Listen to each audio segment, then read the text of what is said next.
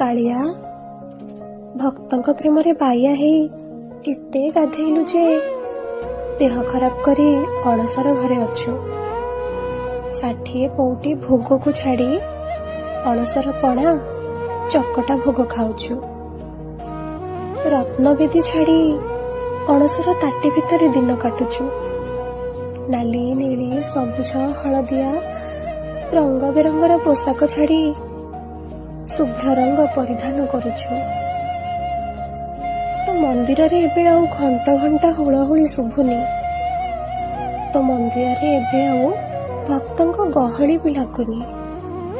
ଧନରେ ତ ଦର୍ଶନ ବିନା ମନଟା ଜମା ଭଲ ଲାଗୁନି ରେ। ଦେହ ଖରାପ ଥିଲେ ପରା ଆପଣାର ଲୋକଙ୍କୁ ପାଖରେ ରଖିଲେ ଆପେ ଆପେ ଦେହ ଭଲ ହେଇଯାଏ। କିନ୍ତୁ ତୁ ନିଜକୁ ଏକୁଟିଆ